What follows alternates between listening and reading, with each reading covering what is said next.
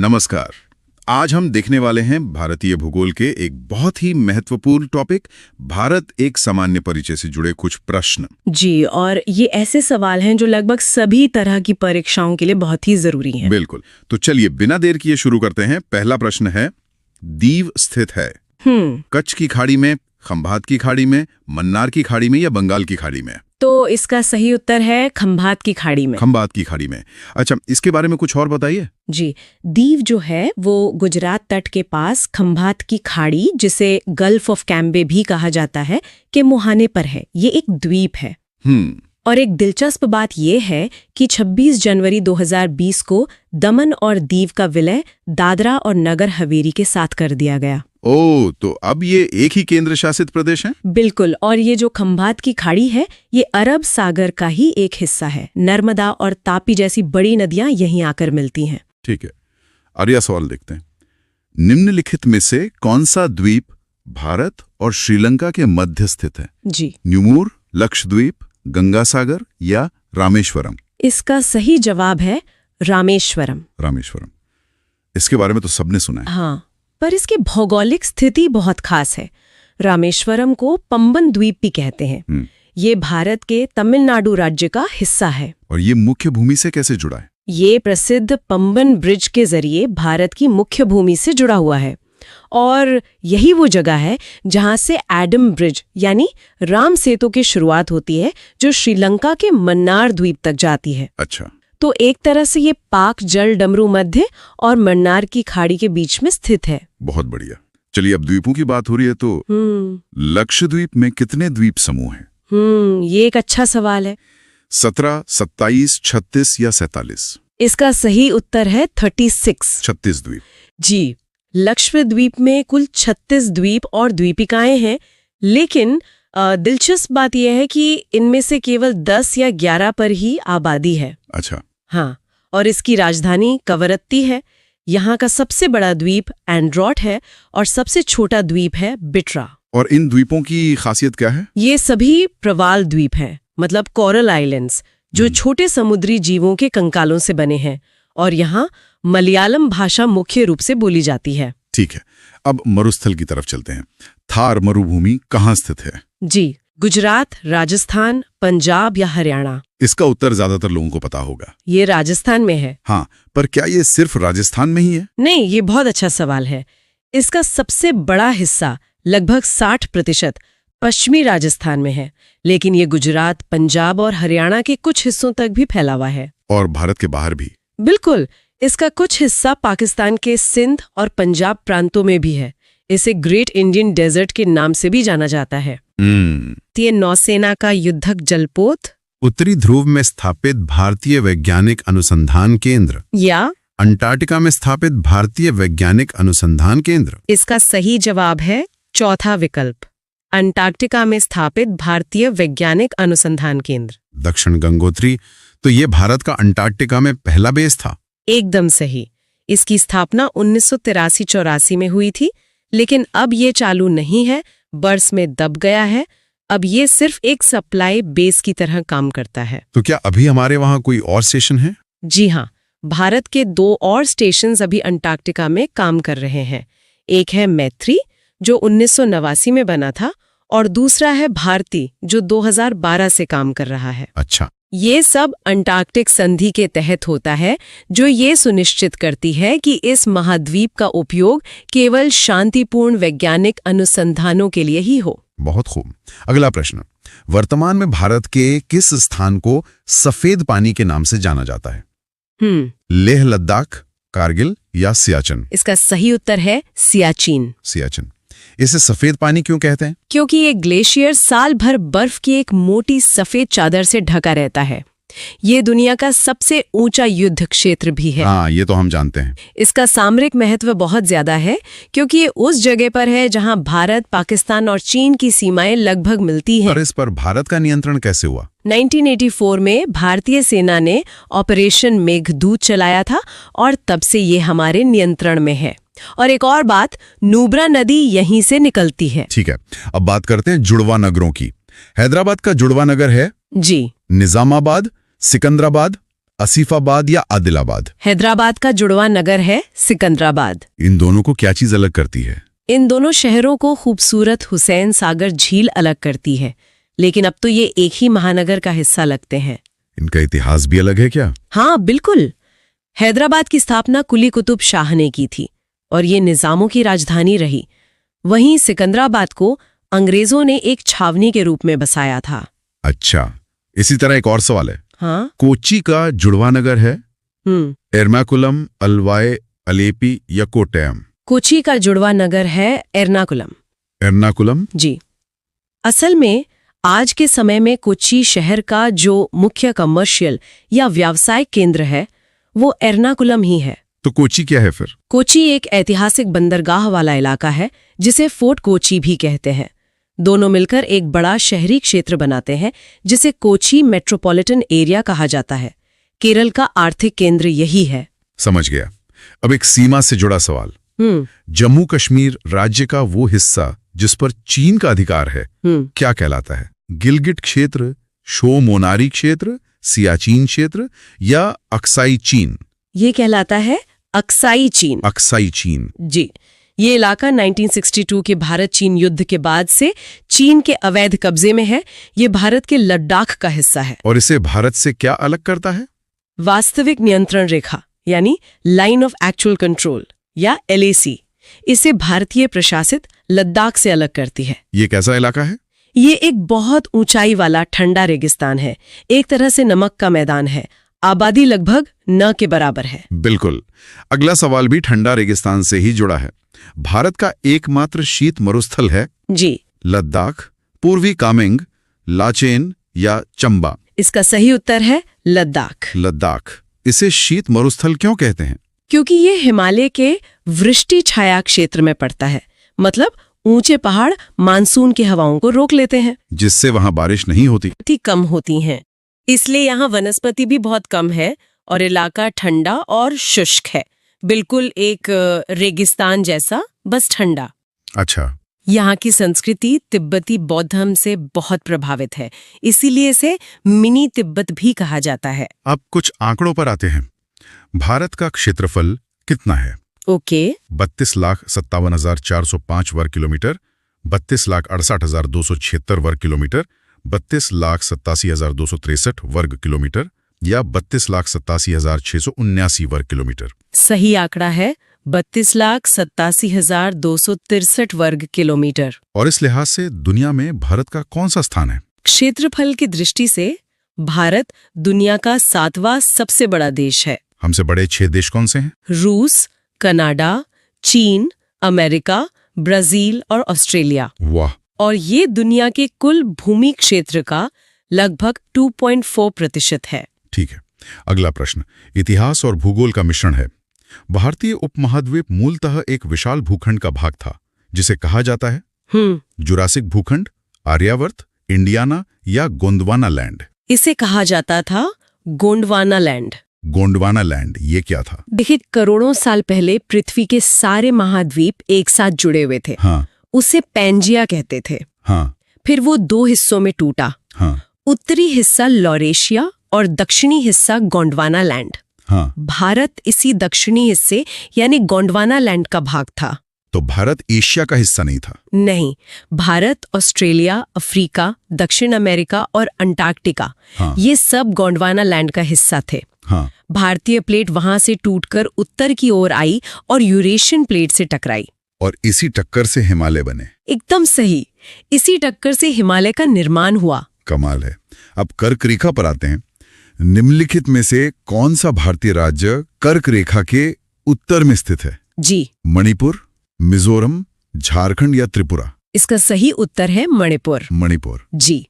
कर्क रेखा यानी 23.5 डिग्री उत्तरी अक्षांश भारत के 8 राज्यों से गुजरती है। कौन कौन से? गुजरात, राजस्थान, मध्य प्रदेश, छत्तीसगढ़, झारखंड, पश्चिम बंगाल, त्रिपुरा और मिजोरम। तो मणिपुर मिजोरम के ठीक उत्तर में है। बिल्कुल, इसीलिए वो कर्क रेखा के उत्तर में स्थित है। और एक मजेदार तथ्य ये है कि माही नदी भारत में कर्क रेखा को 2 बार काटती है। अच्छा, अगला सवाल भी इसी से जुड़ा है। निम्नलिखित में से कौन सा नगर कर्क रेखा से निकटतम दूरी पर अवस्थित है? अगरतला, गांधीनगर, जबलपुर या उज्जैन? दिए गए विकल्पों में से अगरतला सबसे नजदीक है। अगरतला? जी। वैसे तो झारखंड की राजधानी रांची कर्क रेखा पर ही स्थित मानी जाती है, लेकिन इन 4 विकल्पों में त्रिपुरा की राजधानी अगरतला कर्क रेखा के सबसे करीब है। ठीक है, अब कुछ कथन वाले प्रश्न देखते हैं। निम्नलिखित में से कौन सा कथन सत्य है? जी। भारत पूर्णतः उत्तरी गोलार्ध में स्थित है। भारत की आकृति चतुष्कोणीय है। क्षेत्रफल की दृष्टि से भारत विश्व में 7वें तथा जनसंख्या की दृष्टि से दूसरे स्थान पर है। या उपर्युक्त सभी कथन सत्य हैं? इसका उत्तर है उपर्युक्त सभी कथन सत्य हैं। ये सभी सही हैं। जी हाँ, भारत पूरी तरह से भूमध्य रेखा के उत्तर में है, इसलिए उत्तरी गोलार्ध में है। इसके 4 दूरस्थ बिंदुओं को जोड़ने पर एक चतुष्कोणीय आकृति बनती है। और क्षेत्रफल और जनसंख्या? हाँ, क्षेत्रफल में 7वें स्थान पर है और जनसंख्या में स्रोत के अनुसार दूसरे स्थान पर। हालांकि अब हम पहले पर आ गए। और प्रश्न के हिसाब से ये कथन भी सही माना जाएगा। ठीक है। अब एक असत्य कथन वाला सवाल। हाँ। निम्नलिखित में से कौन सा कथन असत्य है? ओके। भारत के क्षेत्रफल का 29.3% भाग पर्वतीय है। भारत के क्षेत्रफल का 27.7% भाग पठारी है। भारत के क्षेत्रफल का 48.0% भाग मैदानी है। या भारत का अक्षांशीय विस्तार 8 डिग्री 4 ऊ से 37 डिग्री 6 ऊ है। इसमें असत्य कथन है तीसरा वाला। भारत के क्षेत्रफल का 48.0% भाग मैदानी है। तो सही आंकड़ा क्या है? भारत का लगभग 43% हिस्सा मैदानी है, 48% नहीं। बाकी आंकड़े जैसे 29.3% पर्वतीय और 27.7% पठारी लगभग सही हैं। समझिए। एक और असत्य कथन वाला प्रश्न। भारत के उत्तर के मैदान से संबंधित निम्नलिखित में से कौन सा कथन असत्य है? उत्तर का विशाल मैदान गंगा, ब्रह्मपुत्र और सतलज नदियों का मैदान है। यह नवनिर्मित मैदानी प्रदेश है। इस मैदान की मिट्टी चरणोजम प्रकार की है। या इस मैदान में मिट्टी का निक्षेपण 400 मीटर से 3000 मीटर की गहराई तक है। इसमें जो असत्य कथन है वो है इस मैदान की मिट्टी चरणोजम प्रकार की है। अच्छा, तो यहाँ कौन सी मिट्टी पाई जाती है? यहाँ जलोढ़ मिट्टी यानी अल्यूवियल सॉइल पाई जाती है, जिसे हम खादर और बांगर में बांटते हैं। और ये चरणोजम मिट्टी कहाँ मिलती है? चरणोजम मिट्टी दुनिया के स्टेपी क्षेत्रों में मिलती है, जैसे यूक्रेन या रूस में। ये बहुत उपजाऊ होती है, लेकिन भारत के उत्तरी मैदानों में नहीं पाई जाती। ठीक है, अब भारत की भौगोलिक स्थिति पर एक और सवाल। कौन सा कथन सही है? जी। ये विषुवत रेखा के उत्तर में स्थित है। यह 8 डिग्री 4 मिनट उत्तर से 37 डिग्री 6 मिनट उत्तर अक्षांश के बीच स्थित है। यह 68 डिग्री 7 मिनट पूर्व से 97 डिग्री 25 मिनट पूर्व देशांतर के बीच स्थित है। यह उपर्युक्त सभी सही हैं। इसका उत्तर है उपर्युक्त सभी सही हैं। ये सारे कथन सही हैं। जी बिल्कुल।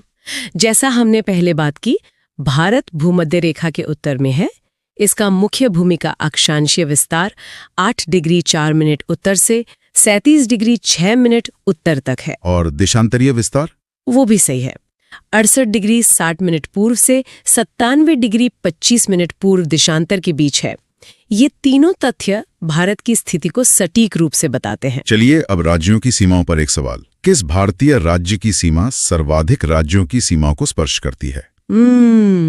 ये दिलचस्प है। मध्य प्रदेश, असम, उत्तर प्रदेश या आंध्र प्रदेश? इसका सही जवाब है उत्तर प्रदेश। उत्तर प्रदेश कितने राज्यों से? उत्तर प्रदेश की सीमा कुल 8 राज्यों और एक केंद्र शासित प्रदेश से लगती है। 8 राज्यों और एक केंद्र शासित प्रदेश? जी, 8 राज्य हैं। उत्तराखंड, हिमाचल प्रदेश, हरियाणा, राजस्थान, मध्य प्रदेश, छत्तीसगढ़, झारखंड और बिहार। और एक केंद्र शासित प्रदेश है दिल्ली। वाह, ये तो सच में भारत के केंद्र में है। बिल्कुल। निम्नलिखित में से कौन एक केंद्र शासित प्रदेश नहीं है? जी। त्रिपुरा, दमन व दीव, लक्षद्वीप या पुडुचेरी? इसमें सही उत्तर है त्रिपुरा। त्रिपुरा। जी, त्रिपुरा एक पूर्ण राज्य है, केंद्र शासित प्रदेश नहीं। इसकी राजधानी अगरतला है। बाकी तीनों दमन व दीव, लक्षद्वीप और पुडुचेरी केंद्र शासित प्रदेश हैं। ठीक है, अब एक सवाल जो अक्सर बदलता रहता है। भारत में कितने राज्य व केंद्र शासित प्रदेश हैं? हाँ, ये थोड़ा ट्रिकी है। 25 राज्य व 6 केंद्र शासित प्रदेश, 29 राज्य व 7 केंद्र शासित प्रदेश, 25 राज्य व 7 केंद्र शासित प्रदेश या 24 राज्य व 7 केंद्र शासित प्रदेश? देखिए, दिए गए विकल्पों के अनुसार उस समय का सही उत्तर था 29 राज्यों व 7 केंद्र शासित प्रदेश। उस समय का मतलब अब स्थिति अलग है। जी बिल्कुल, ये जानना बहुत जरूरी है। 2019 में जब जम्मू कश्मीर का पुनर्गठन हुआ तो राज्यों की संख्या 28 हो गई और केंद्र शासित प्रदेश? और जम्मू कश्मीर और लद्दाख 2 नए केंद्र शासित प्रदेश बन गए। फिर बाद में दमन दीव और दादरा नगर हवेली का विलय हो गया। तो आज की तारीख में भारत में 28 राज्य और 8 केंद्र शासित प्रदेश हैं। तो ये जानकारी अपडेट करना बहुत जरूरी है। एकदम। न्यू मूर द्वीप किन 2 देशों के मध्य विवाद का कारण है? भारत और श्रीलंका, भारत और बांग्लादेश, ब्रिटेन और अर्जेंटीना या इजराइल और सीरिया? इसका सही उत्तर है भारत और बांग्लादेश। अच्छा, पर अब तो इस द्वीप के बारे में ज्यादा सुनने को नहीं मिलता। सही कहा। ये द्वीप 1970 के दशक में बंगाल की खाड़ी में उभरा था और दोनों देशों ने इस पर अपना दावा किया था। लेकिन ग्लोबल वार्मिंग के कारण समुद्र का जल स्तर बढ़ा और 2010 के आसपास यह द्वीप फिर से पानी में डूब गया। तो प्रकृति ने ही विवाद खत्म कर दिया। एक तरह से, हाँ। अब जनसंख्या और क्षेत्रफल से जुड़ा एक सवाल। विश्व के 2.4% क्षेत्रफल में भारत विश्व की कितनी प्रतिशत जनसंख्या का पोषण करता है? ये बहुत महत्वपूर्ण आंकड़ा है। 11%, 14%, 17.5% या 21%? इसका सही जवाब है 17.5%। ये 2011 की जनगणना के अनुसार है। मतलब दुनिया की सिर्फ 2.4% जमीन पर दुनिया के 17.5% लोग रहते हैं। बिल्कुल, और यही आंकड़ा भारत में जनसंख्या घनत्व की चुनौती को दिखाता है। ये बताता है कि हमारे संसाधनों पर कितना दबाव है। अब कुछ और कथन वाले प्रश्न। जी। निम्नलिखित में से कौन सा कथन असत्य है? जी। भारत के स्थल सीमा की लंबाई 15,200 किलोमीटर है। भारत के मुख्य स्थलखंड के समुद्री सीमा की लंबाई 6100 किलोमीटर है। भारत का देशांतरीय विस्तार 69 डिग्री 7 पूर्वी देशांतर से 97 डिग्री 25 पूर्वी देशांतर तक है। या भारत के मुख्य स्थलखंड का अक्षांशीय विस्तार 6.4 उत्तरी अक्षांश से 37.6 उत्तरी अक्षांश तक है। इसमें असत्य कथन है चौथा। क्यों? क्योंकि भारत के मुख्य स्थल खंड का अक्षांशीय विस्तार 8 डिग्री 4 मिनट उत्तरी अक्षांश यानी कन्याकुमारी से शुरू होता है। तो फिर ये 6 डिग्री 4 मिनट क्या है? 6 डिग्री 4 मिनट उत्तरी अक्षांश ये पूरे भारत का मतलब द्वीपों को मिलाकर सबसे दक्षिणी बिंदु है, जो अंडमान निकोबार में इंदिरा पॉइंट है। सवाल में मुख्य स्थल खंड पूछा गया है, इसलिए चौथा कथन गलत है। बहुत बारीक अंतर है। अगला सवाल भी असत्य कथन खोजने का है। ओके। भारत का दक्षिणी बिंदु पिग्मेलियन पॉइंट है। भारत की कुल समुद्री सीमा की लंबाई 7516.5 किलोमीटर है। पाक जल संधि भारत और पाकिस्तान के बीच स्थित है। यह भारत का दक्षिणतम बिंदु 6 डिग्री 4 मिनट उत्तरी अक्षांश पर स्थित है। इसमें असत्य कथन है पाक जल संधि भारत और पाकिस्तान के बीच स्थित है। हाँ, ये तो साफ है। जी, पाक जल संधि या पाक स्ट्रेट भारत और श्रीलंका के बीच है, पाकिस्तान के बीच नहीं। और बाकी कथन सही है। हाँ, भारत की सबसे दक्षिणी बिंदु इंदिरा पॉइंट को पहले पिग्मेलियन पॉइंट भी कहा जाता था। द्वीपों समेत कुल समुद्री सीमा 7516.5 किलोमीटर है और दक्षिणतम बिंदु 6 डिग्री 4 मिनट उत्तरी अक्षांश पर है। ये सब सही है। ठीक है, अब भारतीय मानक समय पर आते हैं। निम्नलिखित देशांतरों में से कौन सी रेखा भारत की प्रामाणिक याम्योत्तर रेखा है? जी। 87 डिग्री 30 पूर्वी, 84 डिग्री 30 ई, 82 डिग्री 30 ई या 85 डिग्री 30 ई? सही उत्तर है 82 डिग्री 30 ई यानी 82.5 डिग्री पूर्वी देशांतर। और ये रेखा कहाँ से गुजरती है? ये रेखा उत्तर प्रदेश में प्रयागराज के पास नैनी से होकर गुजरती है। इसे ही पूरे देश का मानक समय माना गया है ताकि समय को लेकर कोई भ्रम ना हो। ये कितने राज्यों से होकर जाती है? ये कुल 5 राज्यों से गुजरती है। उत्तर प्रदेश, मध्य प्रदेश, छत्तीसगढ़, ओडिशा और आंध्र प्रदेश। अब भारत की अवस्थिति पर एक और सवाल। भारत अवस्थित है। ये विकल्प थोड़े लंबे हैं। अक्षांश 8 डिग्री 4 क द से 37 डिग्री 6 उ तथा देशांश 68 डिग्री 7 प से 97 डिग्री 25 पूर्व के मध्य, या अक्षांश 8 डिग्री 4 ऊ से 37 डिग्री 6 ऊ तथा देशांश 68 डिग्री 7 पूर्व से 97 डिग्री 25 पूर्व के मध्य। इसमें दिशाओं पर ध्यान देना है। भारत उत्तरी अक्षांश और पूर्वी देशांतर में है। अच्छा, तो फिर तीसरा विकल्प यानी अक्षांश 8 डिग्री 4 ऊ से 37 डिग्री 6 ऊ तथा देशांश 68 डिग्री 7 पूर्व से 97 डिग्री 25 पूर्व के मध्य। बिल्कुल सही, यही भारत की सटीक स्थिति है।